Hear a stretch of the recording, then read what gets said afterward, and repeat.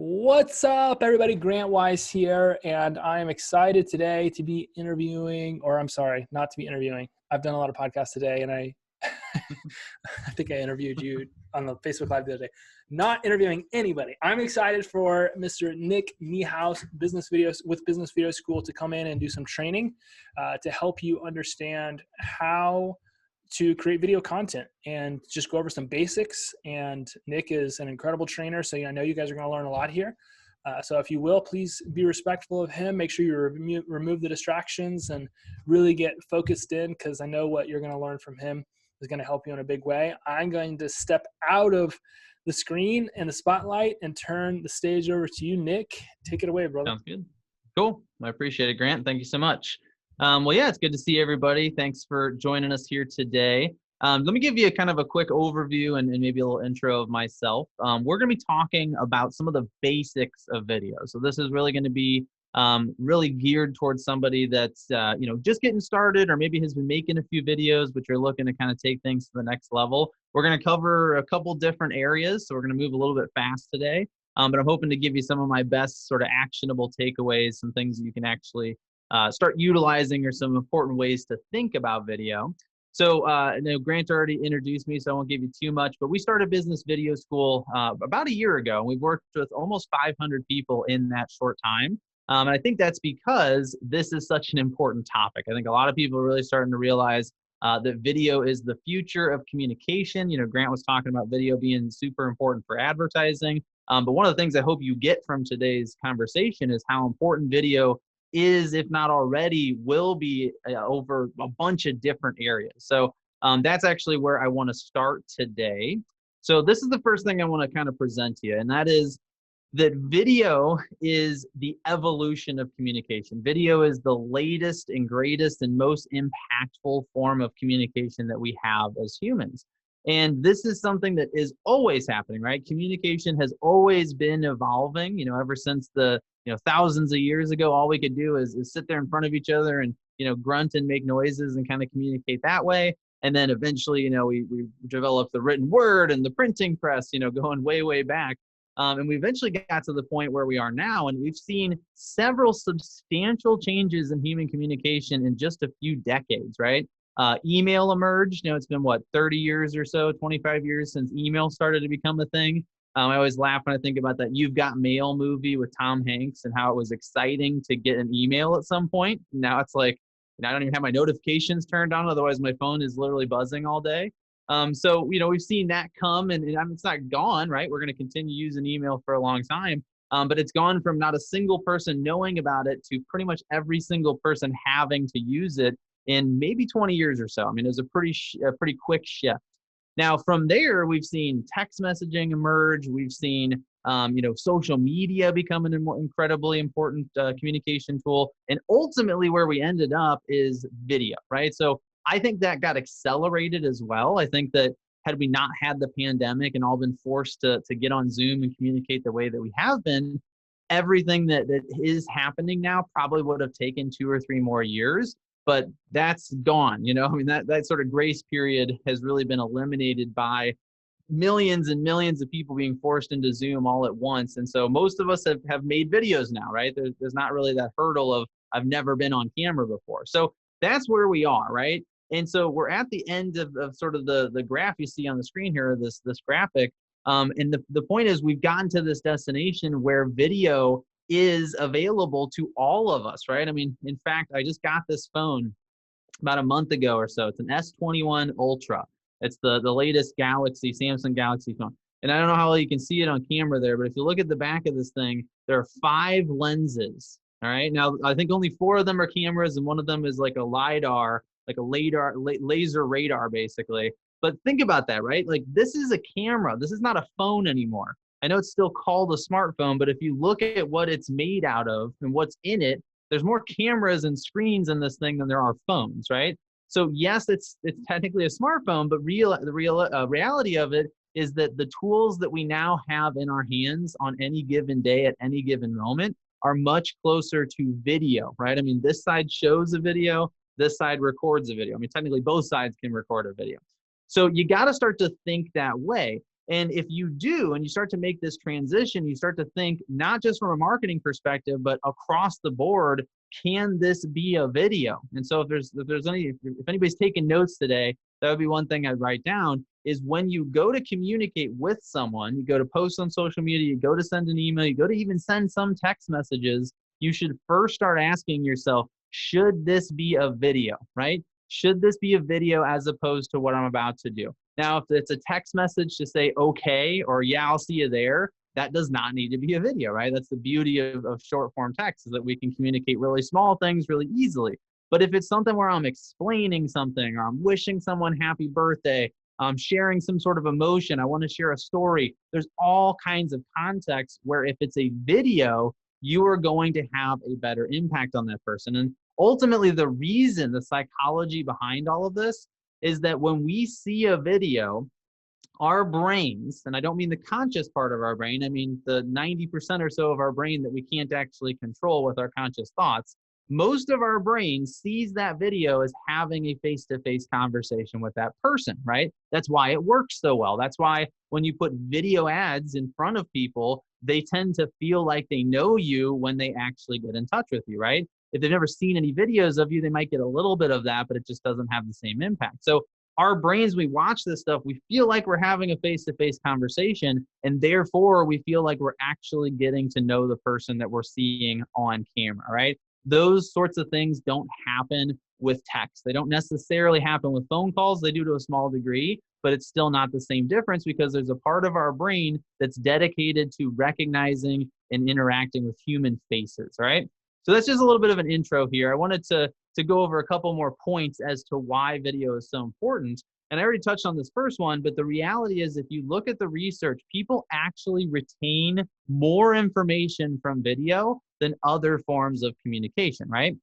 So I want to just think about a couple different scenarios. If you were to send an email to someone and it was 3 or 4 paragraphs long, and instead you were to read that same information into the camera, just because of how our brains work, the person receiving that information is going to remember more of it when it was a video, right? So that one right off the bat, that should sort of start to convince you. The other part, a couple more points here is the parasocial relationship aspect of all this. And I want to give Grant credit. I think he's the only other person I've heard use the term parasocial relationship in a presentation. If I'm remembering that correct, it was like at least a year ago. But I love this concept because parasocial relationships, the definition of it is that it's a one-sided relationship, right? So it's the kind of relationship that we have with celebrities, where we know that person, we love that person, we're excited. If we ever saw them, out walking down the street, we'd probably run over and try to give them a hug or shake their hand. And they have no idea who we are, right? That's a one-sided relationship. But the thing you have to understand about it is that it's a real relationship. The feelings, the emotions, the sense of attachment, everything about that experience for the fan is real, right? This isn't fake. And that's why a lot of celebrities, they sort of play like they know the person when they come up and say hi, right? So if they're out, having a burger at a restaurant, somebody walks up and says, "Oh my gosh, can I get your autograph?" They don't look at them like some crazy stranger. They tend to be a little bit friendlier because they understand that. They understand that this person feels like they have a real relationship. Think about from a business perspective how powerful that is, right? Even if you just have a couple hundred people in your database, but you continuously put video in front of them and you continue to build that relationship with them, they will be diehard raving fans. So you can take a database of a few hundred people that, probably know you and you probably have an existing meaningful relationship with, and you can convert them over time just by showing them videos of yourself to the point where they're diehard fans and they're out there singing your praises to everybody they know. And that's the kind of stuff that we've seen in our business the more we've used this. And the last point I'll make on this, and I want to get to some of the actionable stuff here in a second, but the last point I'll make on sort of the value of video is that it is incredibly scalable. There's very little else that you could be doing in your business that's going to scale this easily, right? If I make a video and one person sees it or 10 people see it or 1,000 people see it, it really doesn't change how much work I had to put in to do that, right? And there's very little that has that kind of impact and is also that scalable. I mean, technically I could write an email and still get in front of as many people, but when it's a video, it has that much more of an impact on them. So in a lot of ways, video is sort of like replacing in-person interaction. I mean, you're having that much of a meaningful interaction with that person. And that goes a long way to essentially replacing yourself. So for me, what that means in application is that I've actually started going to less networking events. I mean, obviously it's been harder to network during the pandemic, but even before that, I had gotten out of a BNI chapter, which, you know, I loved BNI. I got a lot out of it for many years, but I was getting out of this BNI chapter mostly just for kind of scheduling conflicts. And I noticed that the more videos I was putting out, I was actually getting more referrals, and I felt like having a better relationship with some of those people that I actually wasn't seeing all the time anymore, because they were still seeing me every week through the videos that I was putting out, right? So there's just all these different ways that this can really have a substantial impact on what you're doing. So the rest of this presentation, I promise, is going to be about simple strategic things that you can do to get started with this. And so I wanted to start here, right? I want to start by talking to the people that are getting right at the beginning. And I know not everybody is anymore, but what I've experienced is about 95% of real estate agents are still at that beginning point where maybe you've tried a few videos, maybe you've done a Facebook Live once or twice, but you're still just getting started. And so there's two things that I want to start out by just sort of mentioning to you. And that is, number one is start simple. I cannot tell you how many people that I have seen that start by trying to do way too much right from the beginning, right? It's very tempting to look at what someone else is doing with video and go, that's cool, I want to do that. And then forget that that person has been making videos for 2 years already, right? It would basically be like, you know, seeing somebody playing baseball and hit a home run and you've never touched a baseball bat and think you're going to get up and do the same thing, right? They have a set of skills that you haven't developed yet. So no matter what you think is cool, no matter what you think would be interesting to try, make sure you start incredibly simple with the most basic form of video you can possibly make, all right? And I'm going to tell you what that is right now.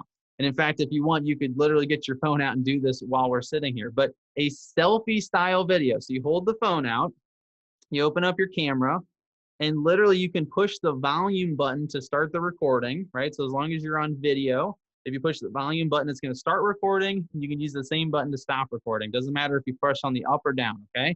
And you just talk to the camera, and that's it, all right? And you just hold your phone like this, you talk to the camera, and then you're done, right? That is the most basic form of video you can make. We'll talk about what to say in those videos a little bit later, but that's where you should be starting. And actually, if you were to talk to Grant about this, he shared with me before that they've found that that sort of, intimate, relatively close to the camera style of video actually performs best, right? Why don't you just mention that, Grant, real quick? So I think that's fascinating.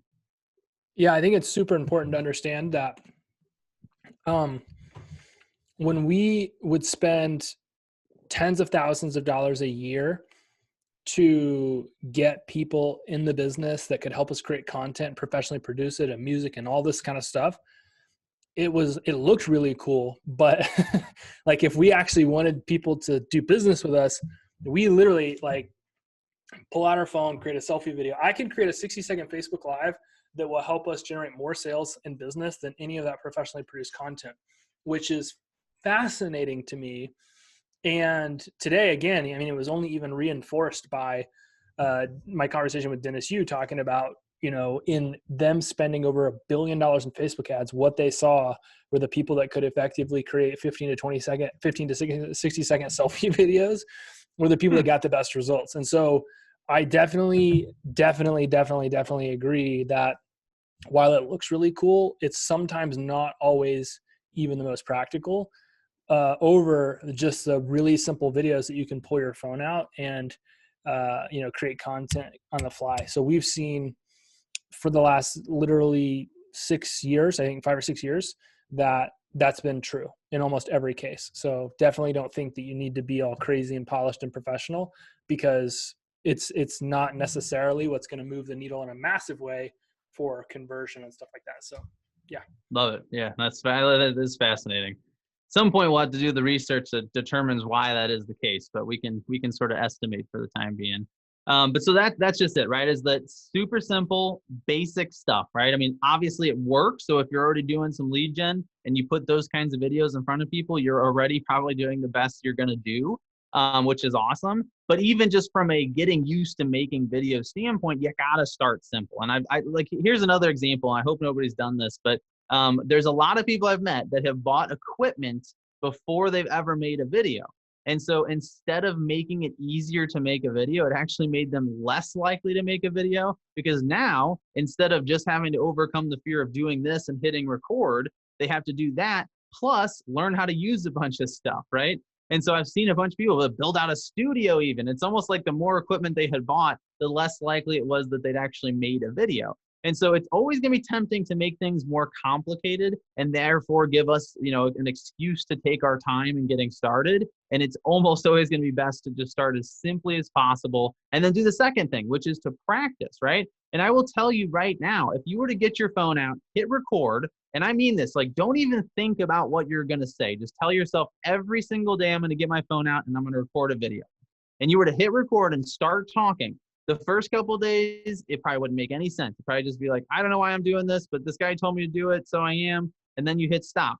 That's it. Then delete the video. You don't even have to watch it back, right? You just practiced making a video. But if you got yourself in the habit of hitting that record button every single day, by the second week, you'd probably have something to say because you will be thinking about it, right? You'll know you have to do this and you'll start to recognize opportunities throughout the day to talk on a point you might want to make, right?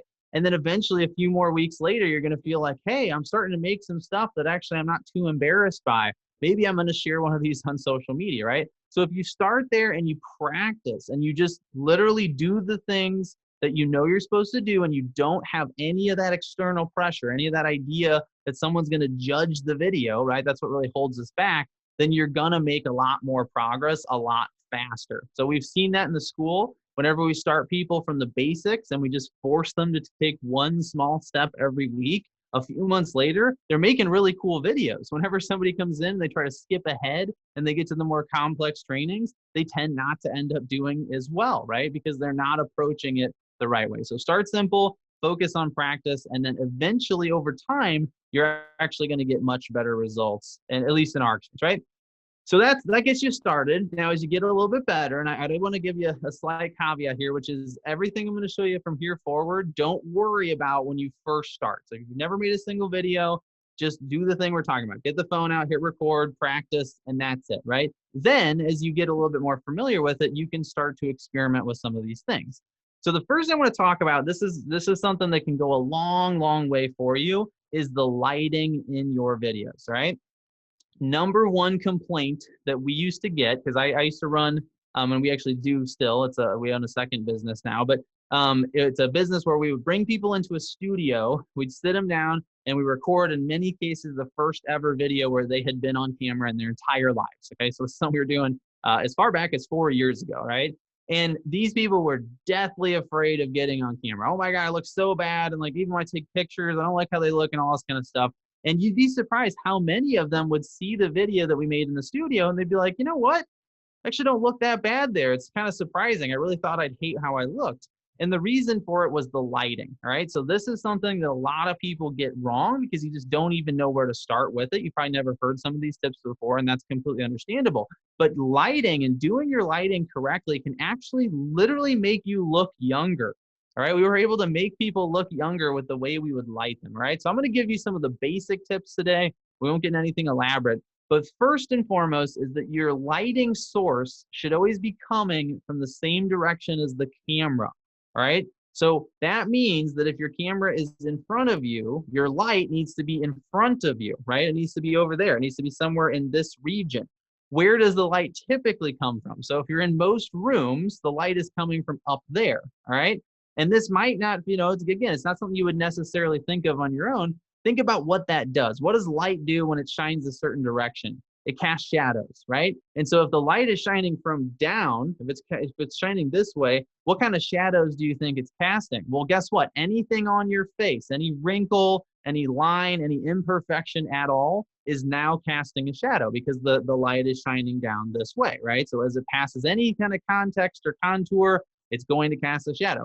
So that's going to look bad, right? That basically highlights anything that you might not like about your face. On the other hand, if you put that light right by the camera, and in this case, so I'm pointing to the cameras right here, I have a big old light right here, and it's literally about almost 3 feet around.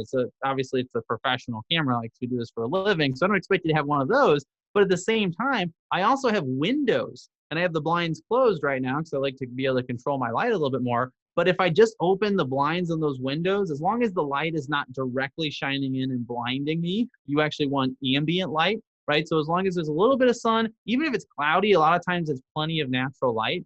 But the difference is it's in front of me now, right? It's coming through windows that are at least at eye level versus from right above me. So substantially better. So that would be another thing to really think about. And actually a little experiment that you can do in your own house is turn off, first of all, get your recording going where you're on camera, see what it looks like with the overhead light, then go turn off the lights, and then wander around the room until you find a spot where you feel like you look your best. And what you'll probably find is it's going to be somewhere standing in front of a window when it's overcast or when the light's not shining directly through that window, right? You're going to get this really nice ambient soft light, and you're probably going to look really good. And it can be kind of shocking. Like you can do this for just a couple seconds and you'd be like, whoa, all of a sudden I look so much better in this particular position. And then you just got to think about how to make your videos somehow in that kind of scenario, right? Now, if you can't do that with the window, just remember that the rule is that the light should be in front of you. And so that brings me to the last piece of advice on here, which is that you might want to consider buying a ring light. Don't buy anything until you've made some videos. I always tell people you should only buy a piece of equipment once you've run into the problem that equipment solves, right? So don't buy a light until you felt like you've had some issues with lighting. But once you have, there's two kinds of ring lights that I would think are really, really good beginner ring lights. One of them is this Oxiwa clip-on selfie ring light, which you can find on Amazon. Usually runs 15 to 20 bucks. Last time we checked, it was 16, but these prices seem to change a little bit all the time. And the way that works is it literally just clips onto your phone. So if I had my phone and I was doing a selfie video, I would just clip the light onto the top here. It's going to illuminate my face, and it's got a few different lighting settings. Now that's a super basic light. There's another, actually I have one right here. I'll just grab it. Another kind of ring light that's more like this. And this one actually comes with a stand. So there's some legs here at the bottom, which you can spread out, and you can stand this thing up on the ground. And then it'll extend up to about 60 inches or so off the ground, which is right about eye level or a little higher for most people. And then there's a phone mount right in the middle of it. So you can literally clip the phone right there, and then you can just record selfie videos, all right? So if you do get to a point where you feel like you want to improve your lighting just a little bit, you can go ahead and invest in one of those. But again, I think a lot of times just working with natural light, you're probably going to find something you like. And just, again, bottom line rule is just remember overhead lighting is probably the worst. Close second would be light that's directly behind you, right? I do have some light behind me, but this is actually that light shining on the wall. So it creates a little bit of color for my video. But if you have like a window, you've probably seen this, right? You're on Zoom with somebody and there's a window right behind them, and what happens to their face? You can't see their face, right? Because the camera adjusts to the brightness behind them, and it actually reduces the overall brightness of the video to compensate, and that makes their face harder to see, right? So that's secondary worst possible scenarios to have the light behind you, but it's at least not creating shadows on your face like overhead light does. So if you just kind of keep those rules in mind, you're gonna look a lot better on your videos. So that's the first thing, right, is lighting. Lighting is super important in video, but also, I mean, maybe more important actually is the audio. And it's actually been found that if your video has poor audio, people will stop watching it sooner than if it has poor visuals. So interestingly enough, you could have bad lighting, but really clean audio, and people will probably watch that video longer than if it was the other way around. People are just driven absolutely bonkers by having really bad audio, right? Now, because we're probably talking to a lot of real estate agents, I'm going to give you one specific scenario where this is a huge problem. Vacant houses, all right, especially vacant houses with hard surface flooring, right? So tile or wood or something like that. When you hear a video recorded in one of these houses, it is almost impossible to understand what the person's saying because their voice is bouncing off of all of the surfaces in the room and echoing over and over again back into the microphone, right? So that's just kind of a quick aside here. But what you want to do is you want to make sure that your voice is as clear as possible in your video. So there's a few, really simple things that you're going to do. First sort of rule overall is the closer, and you don't want to be right on the microphone, but you've seen this, right? You've seen like a singer in the sound booth where they got their face almost like, literally against the filter there, and the microphone's right there. They're like, their mouth is maybe an inch away from the actual microphone. That's because the closer you get, the cleaner the sound is going to be. And they know that, right? So you're not going to be able to do this with your videos. But remember, if you don't like your audio, just get closer to the camera and it's probably going to improve substantially. And you'll see this, right? So if you record a video like this, selfie style, you're going to have pretty good audio, right? Most, especially more modern, more recent phones, they have usually actually several microphones in them. I think mine has 3 or 4 on it at this point, and they're going to get pretty good audio from that distance. But you'll notice, even if you just have somebody else hold the phone and you stand 2 or 3 feet further away, your voice is going to get harder to hear, and any sort of background sound is going to be amplified, right? So that's number one, is just keep yourself as close as possible to the microphone that's recording. Another thing you can do is, if you don't like your audio, is just use your headphones. Now, up until recently, I believe that the AirPods would not actually work when you'd record a video, and we have actually tested that. But there actually may have been an update to the iPhone recently that allows the AirPods to work now, right? So something to test on your own end to make sure that is happening. But that would be great, right? Because the AirPods, I mean, most people have them in all day. So that's something that you're going to be able to record really clean audio because the microphone is right there by your mouth. Same thing goes for a traditional set of headphones. So if you don't have AirPods or it's not working for you, just plug in your normal headphones. And they have a microphone in them because they're meant for making phone calls. And it's not the best microphone, but it's going to be right here. It hangs down right next to your mouth, or somewhere in this range, right? It's going to be really clean audio in that case. So you're sort of trading off quality for the benefit of being really close to the microphone. Now you can take this a step further. So if you want to have really good audio and you don't want to worry about having to use AirPods, or you don't like the look of that hanging out of your ear during your videos, you can actually invest in a lapel microphone, right? Now I want you to just do this real quick with your hands.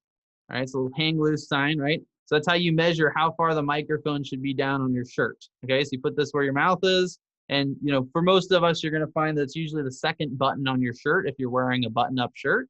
That's about the approximate location for it, right? So just use that rule, and that applies to sort of any microphone you're going to clip on. But if you get a lapel microphone, you can clip it to your shirt, and that's going to get you nice and clean audio. There are lapel microphones for all different kinds of devices. So if you have an iPhone, or if you have a Galaxy and you want to make sure you can get one that will plug directly into the phone without needing the adapter, because literally all these phones now, they don't have audio jacks on them anymore, right? So in order to plug an audio device in, you're going to need the little dongle. But if you just search on Amazon for lapel microphone and then your phone model, you'll actually find that they make lapel mics that have that adapter built into it already. So it'll plug directly into the phone, and then there's nothing else to have to worry about. And I will tell you from personal experience, any of those little tiny cords that are like 4 inches long, little dongles or adapters, they are the easiest thing in the world to lose, and you will certainly lose them when you need the microphone most, okay? So just personal experience,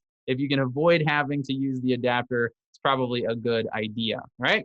Now, one other thing, just from a basic sort of perspective that you might want to do or might want to invest in once you get a little bit further down the road, is a tripod, right?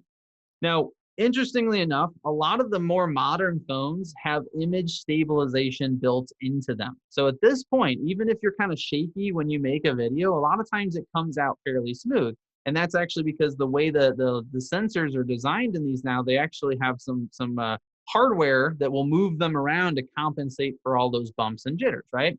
That being said, it's going to be better. Your video is going to be easier to watch if it's on a tripod, right? I mean, think about like all of our Zoom videos. All of those cameras are completely stationary, right? So can you imagine watching this for an hour if I was holding this phone and it was moving around?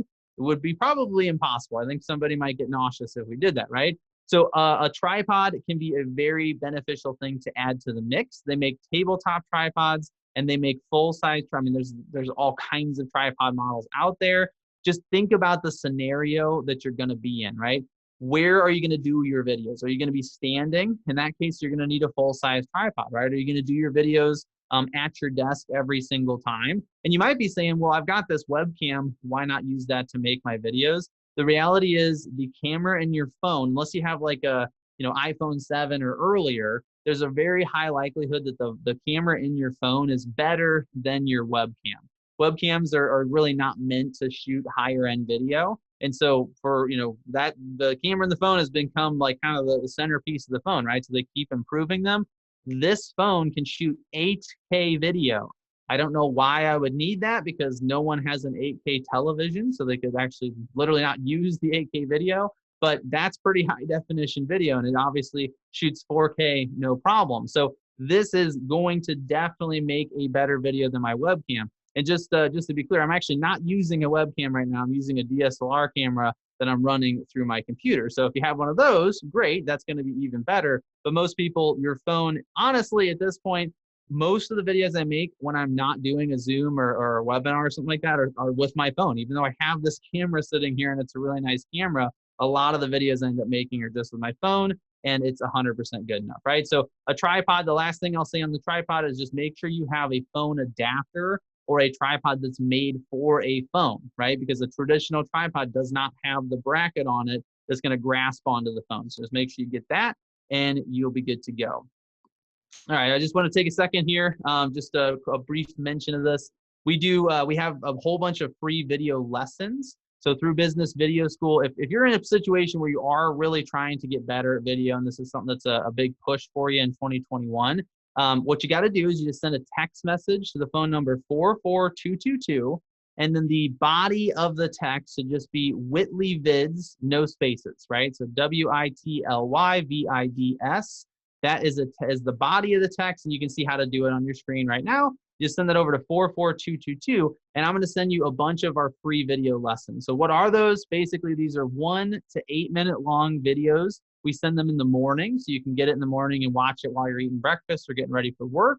And they're really small, digestible lessons on video. So things like how to go live on Facebook, or what do the buttons do, when you're making a TikTok video, or how do I make myself look that much better? What kind of equipment should I buy? What should I talk about in my videos? All kinds of valuable tips. I think we've made 40 or 50 of these at this point. So if you want to start receiving those, just go ahead and send that text. I think I'll probably remind you about that at the end, but I want to keep moving here.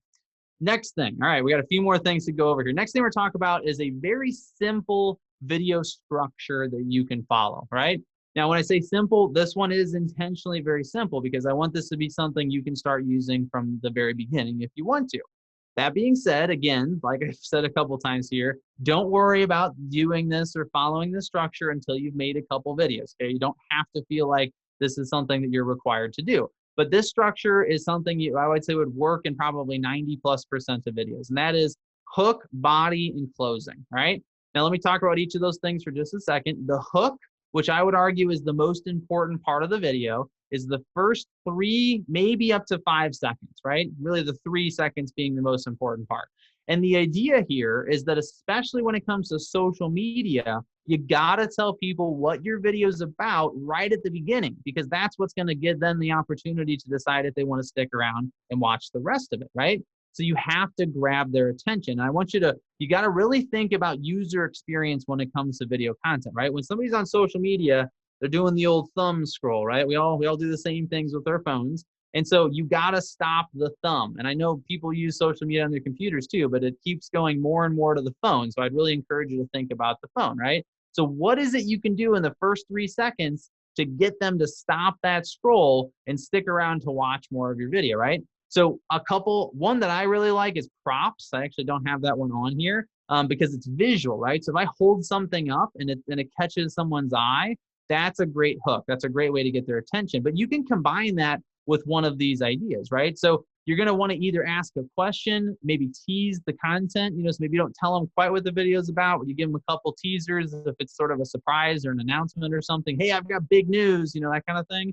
Or make a bold statement, right? That's probably, of all the ones you can do to create a hook, I think a bold statement can be one of the most powerful because it shows people sort of where you draw the line in the sand. So I like when you see videos about things that are not actually controversial, but somebody makes them controversial or acts like they're controversial. So that's one way you can do that. But basically, whatever the video is about, you gotta sum it up in one form or another at the very beginning, right?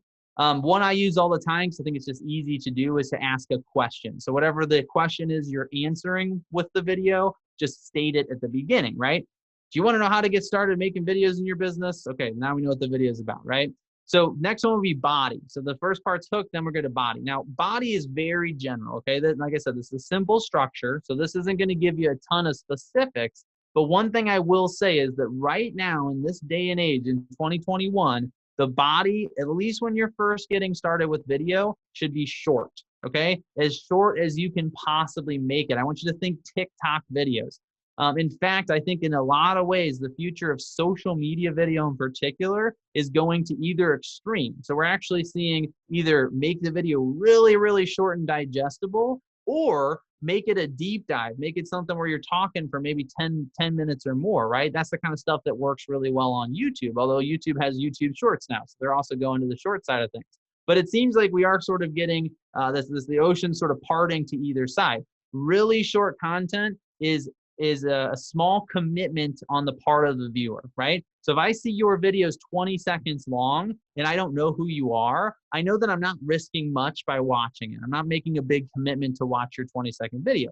And then once people start to see that short form content and they start to get familiar with you, then you can start to make longer content, right? So choose just a couple things to say. I will say a lot of beginners, once that camera starts rolling, you will be surprised how many unnecessary words you will be tempted to say, because you kind of just, the way I'll put it is that you feel really uncomfortable when you make any amount of pause when you're first getting started. So even though it may have been a half-second pause that would not have mattered on the other end, you kind of can't help but continue to fill the silence. And so I've seen this happen a lot, and I used to do it where you just keep talking and all of a sudden your video is 3 minutes long and nobody's going to want to watch it, right? So try to be concise. Think about how can I make my point in as few words as possible, and keep those bodies as short as you can. When you're first getting started, I think if you aim for 30 seconds, that's probably fair, but see if you can get it even shorter. If you can start making videos that have a good impact in 10 to 20 seconds, you will do very well. I think that's where a lot of this is going. And then the last part is just the closing, right? The closing is also important, because here's the thing. If I got to the end of your video, I liked your video, right? I actually invested my time in you. I was interested in what you had to say. That's your chance to ask for something in return, right? So this is where you want to give them a call to action. You want to tell them what is the next step that you want them to take. But here's the thing. Do not give them more than one call to action, right? Just ask for one thing, but one thing only, right? When you give people more than one thing to do, they actually have a tendency to choose none of them, right? And you've essentially added a second decision for them. So you only want to ask for one thing. If you want to ask for a different thing, do that in the next video, right? If that's necessary. But I think the more often you can state a one call to action, and again, even across videos, the more often you can have that same call to action, it trains people to just simply do it, right? If I've heard to subscribe to this page in the past 4 videos, I'm going to finally take action on it, right? If I hear something different every single time, I may not feel as compelled. So in the video, just one call to action. And as much as you can repeat the same one, that is a good thing. Obviously, if you need to make a change to it, you can. But what I would encourage you to do is if it's a fresh audience, if it's people that maybe don't know you that well yet, then say things like share the video, tag a friend, visit my website, that kind of stuff. If it's something where you've been in front of these people for a long time and you want them to take action, that's when you can start saying, call me to schedule your appointment, or, comment below and I'll get back to you, or, go sign up on my website, that kind of stuff, right? Again, pretty simple structure. There's other ones. I know there's a lot of different video structures out there, but as long as you really remember that you got to have a hook and you got to have a call to action or closing, you're going to be in good shape, all right? And I see a couple chats came through, so I didn't know if we had any questions, but I think okay, cool. I think we're good there. Next would be video orientation. This is one that we get a lot of questions on. And this one is sort of shifting at all times. Kind of what is the orientation of the videos that I should shoot? I will say 2 or 3 years ago, this was an easier question to answer, and it's actually getting more complicated. And it's sort of one of the frustrations or disappointments of video is that every platform seems to want something different now. So a traditional landscape video was always a good idea, right? And it still is a good idea. So if you have to pick from one of these 3 to just say, hey, which of these should I go with on a sort of consistent basis, you're going to be okay with landscape video because it's going to look good on a computer, especially YouTube, right? So landscape is you're shooting your video like this. It's horizontal. That's how, movies, TV shows are all made. It's a very traditional format. It's going to look good on Facebook, LinkedIn. It'll look pretty good on YouTube, that kind of stuff, right? The aspect of when you shoot that way is that you get more context, you get more of the environment. That's where having a nice background or having something interesting in your shot can go a long way. Then we go to portrait, and portrait is really sort of the one that's coming into vogue, so to speak. I mean, portrait I think is going to overtake landscape as the default. If it hasn't even already, I mean, you could argue maybe that with the emergence of TikTok over the past year and a half, that maybe portrait video should be your go-to. But it really depends on where you want to share your content. And since most people we talk to are pretty active on places like Facebook or LinkedIn, I would probably still stick with landscape for the meantime until you feel like you want to go all in on something like TikTok or maybe even Instagram, right? So portrait is just flipping the phone the other way. The phone's going to be vertical now. This is the format for stories, Instagram stories, TikTok, IGTV to some degree, although you can do both on IGTV. Reels, that's going to be a big one. This is your sort of standard selfie style video. And as we already discussed earlier, it's a very intimate kind of video, right? Because now when you go this way, I'm seeing more of you, right? I'm seeing more of your body and less of your environment, right? So in a lot of ways, watching a video shot this way sort of feels like watching a presentation or a concert or somebody on stage. Watching a video shot this way feels a little bit more like speaking face to face, right? So think about that when you make your content. Does one of those fit better with what you're trying to accomplish? And then that brings me to what I think has been off and on my personal favorite format, which is square video, all right? Now, square sort of resolves some of the issues we talked about. It's going to look good on a phone. It'll look pretty good still on a computer. It takes up a decent amount of the phone screen space. So as you're scrolling, a square video is actually bigger on the screen than a horizontal or landscape video. Obviously, portrait is going to be the biggest.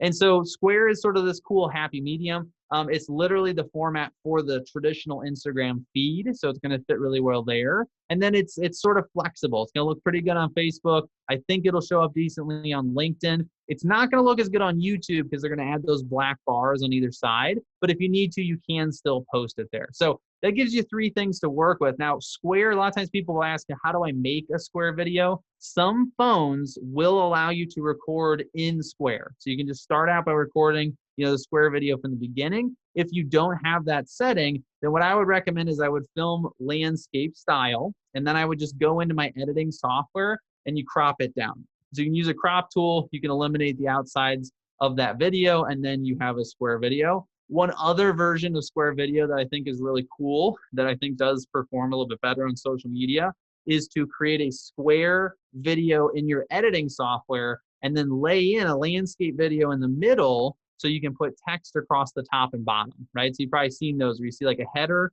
and there's sort of a black background that says like some, ask a question or something. You got the video in the middle, and then at the bottom, you usually have subtitles or something like that, again, over a black or color background. We call that a sandwich video because you're sandwiching the video between 2 other segments, but that's another way you can create a square video that will catch attention, right? Because it's going to stand out as a little bit different. Okay, so we talked about, technology, talked about, how to make the videos, what to talk about in them a little bit.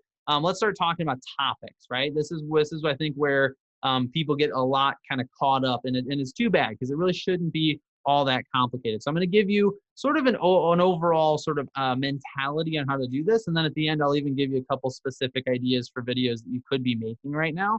So let me start by saying this. One of the hardest parts about answering the question of what should I talk about in my videos is that the answer is different for every single person.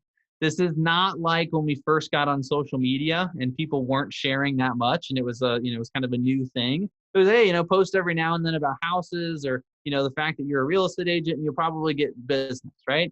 Well, we've moved well beyond that stage. And so what we've started to get to now is that there's so much more content. There's so much more being said now that we have to be more specific. We have to be more targeted in the language that we're using and the things that we're saying, right? So the first thing you got to do, and I wouldn't worry about this right on day one, right? So this is something that, I'm trying to kind of go through this in terms of a little bit more complex as we go or a little bit further into your experience. But you want to identify your audience as soon as you're comfortable doing so, right?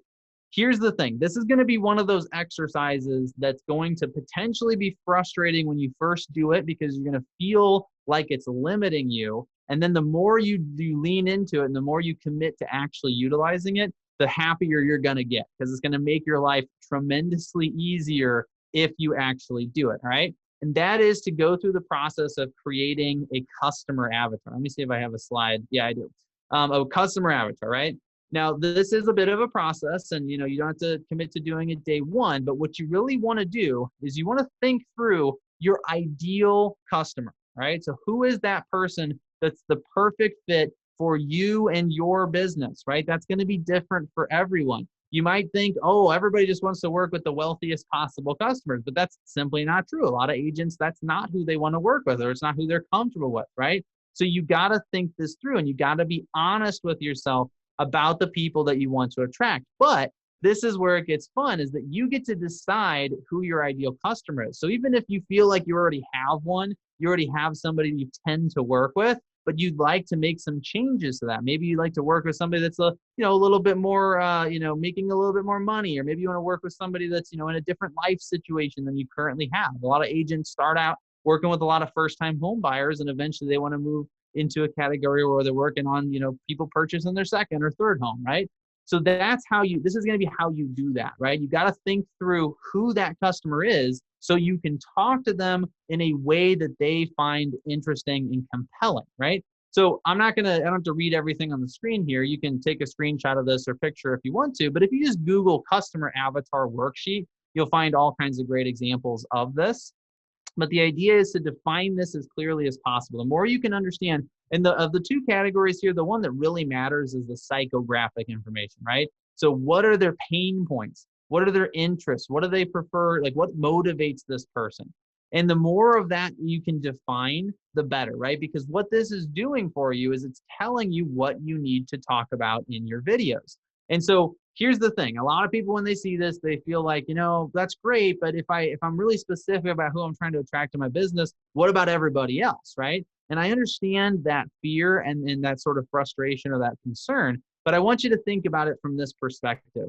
What happens if your competitors start doing this and you don't, right? So I have this graphic. I didn't want to include it in the presentation today for time's sake, but I have this graphic we put together where you sort of imagine a room full of people, right? And it's everybody in your potential market. And that room is full of all the different professions, all the different kinds of people that exist in your town, right? There's some doctors, there's some engineers, there's some janitors, all across the board, right? And so everybody is milling about in this room, but all the businesses are standing around the outside. And all those businesses are yelling something into that room. So in a lot of ways, that's what advertising is, right? You're sort of trying to tell as many people as you can about who you are and what you do. Well, all the agents that are out there saying, hey, I can help anybody buy and sell a house, right? That's the first agent says that. And the second agent says, I can help anybody buy and sell a house. And the third, I can help anybody buy and sell a house, right? And then the fourth agent says, I like to help doctors buy and sell houses, right? If you're a doctor in that room, you didn't hear the first three agents. You only heard the fourth one because they're the only one that said anything that mattered to you specifically. And that is what you're doing here, right? When we first got on social media, the truth was a lot of agents were not doing it. They just sort of refused. That's how everything works, right? Whenever there's a new emerging trend, there's a whole bunch of people that don't want to do it. They want to pretend it's going to go away, and it doesn't, right? So they resisted for a long time. So 5 years ago, you could probably get out there and just say, hey, I help people buy and sell houses. And somebody goes, oh, okay, well, I haven't heard many people say that. I think I need you to help me. But now everybody's saying it. I don't really know a single real estate agent that's not at least on Facebook at this point, right? So if everyone is saying that, it no longer means anything. It doesn't resonate with the audience. They're not hearing anything important anymore, right? So the more specific you can now get, the more targeted you can get with your messaging, the more likely you are to stand out. And here's what's cool about this is a lot of people still aren't doing it. So when you say, I help doctors buy and sell houses, the nurses are hearing you too, right? The medical techs are hearing you too, because no one's talking to them. So it's a lot closer to what they do than just somebody saying, I help anybody, right? So when you do this, especially if you do it now, when a lot of people haven't figured it out yet, you're going to cut through that noise and you're going to stand out to your ideal customer and a lot of people who are similar to them. So I used profession as the example, but this applies to any category, right? So interests, right? If I'm really interested in,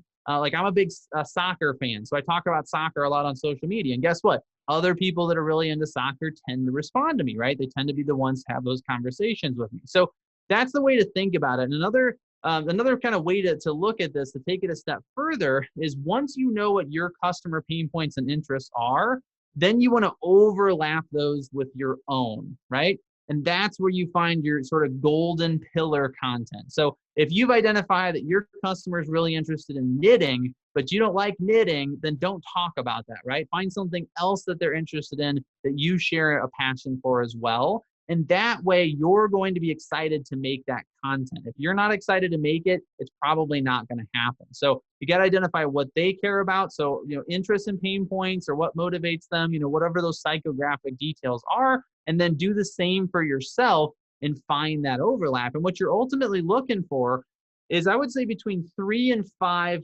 pieces of content, 3 or 5 topics that you can come back to over and over and over again. And that's what I would encourage you to do, is to talk about the same topics. We call them pillars, right?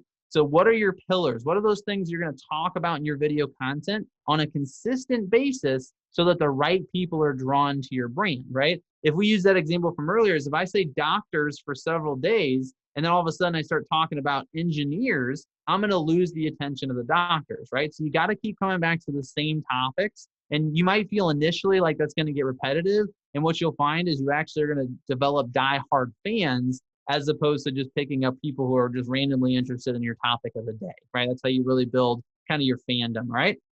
Okay, so we're getting towards the end here. We just got a few minutes left. So what I want to do is now that you got an idea on kind of how to make the videos, or some basic tips at least to get started, I'm going to give you just a few prompts, right? And I could give you 1,000 different ideas for videos, but what I have also found is when I give you too many ideas, it tends to become overwhelming. So I want to start with some really, really simple ones, right? And these are 3 things that I've seen work across the board consistently, day in and day out, okay? Now, this was a slide that we developed, back when we were a little bit more stuck at home, but it is pretty true that we're all still pretty much stuck at home today. At least I have been in St. Louis. And so here's 3 things you can do from home, right? The first is to go live on Facebook and show off a talent.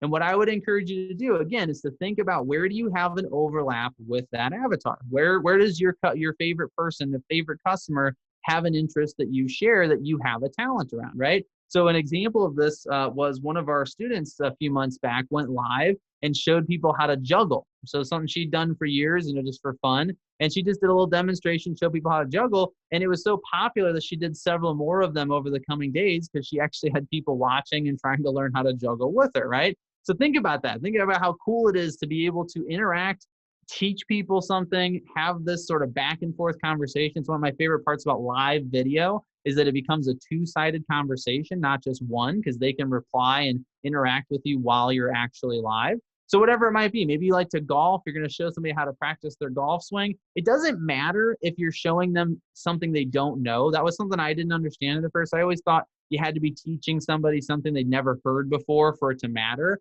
When actually the truth is, it's more likely to perform better if they already know it, right? Because they're going to see it and be like, oh, cool, I know how to do that. That's pretty useful information. He's right. He is doing that correctly, So that don't worry about if it's something new. You can show really simple stuff, but you're going to attract people. Another one you can do is recording all of your FAQ videos.